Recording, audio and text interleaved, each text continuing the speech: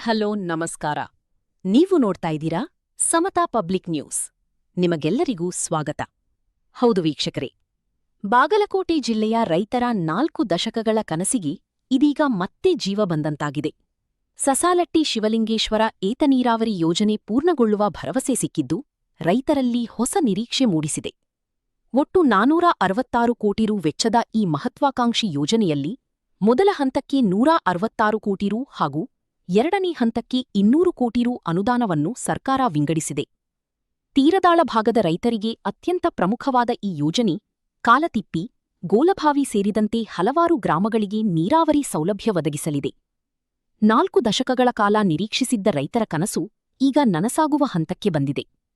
ಮುಖ್ಯಮಂತ್ರಿ ಸಿದ್ದರಾಮಯ್ಯ ಅವರು ಬಜೆಟ್ನಲ್ಲಿ ಯೋಜನೆ ಪೂರ್ಣಗೊಳಿಸುವ ಭರವಸೆ ನೀಡಿರುವುದರಿಂದ ಮೊದಲ ಹಂತದ ಕಾಮಗಾರಿ ವೇಗ ಪಡೆದುಕೊಂಡಿದೆ. ಹಳಿಂಗಳಿ ಕೃಷ್ಣಾ ನದಿ ದಡದಲ್ಲಿ ನಿರ್ಮಾಣಗೊಳ್ಳುತ್ತಿರುವ ಜಾಕ್ವೆಲ್ ಕಾಮಗಾರಿ ಅಂತಿಮ ಹಂತ ತಲುಪಿದೆ. ನದಿಯಿಂದ ನೀರನ್ನು ಎತ್ತುವ 4000 HP ಸಾಮರ್ಥ್ಯದ ಪಂಪ್ಸೆಟ್ಗಳಲ್ಲಿ 90% ಅಳವಡಿಕೆ ಪೂರ್ಣಗೊಂಡಿದೆ.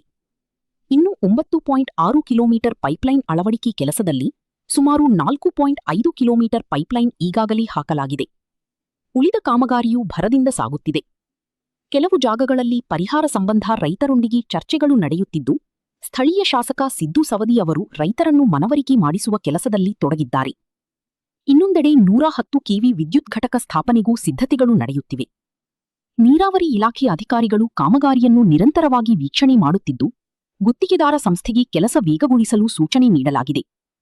ಸರಕಾರ ಬದಲಾವಣೆಯ ನಂತರ ಎರಡನೇ ಹಂತದ ಬಗ್ಗೆ ಆತಂಕ ಇದ್ದರೂ ಜಲಸಂಪನ್ಮೂಲ ಸಚಿವ ಡಿಕೆ ಶಿವಕುಮಾರ್ ಅವರ ಸಮ್ಮತಿ ಹಾಗೂ ಸರ್ಕಾರದ ಭರವಸೆಯಿಂದ ಈಗ ಎರಡನೇ ಹಂತದ ಕಾಮಗಾರಿಗೂ ಹೊಸ ನಿರೀಕ್ಷೆ ಮೂಡಿದೆ.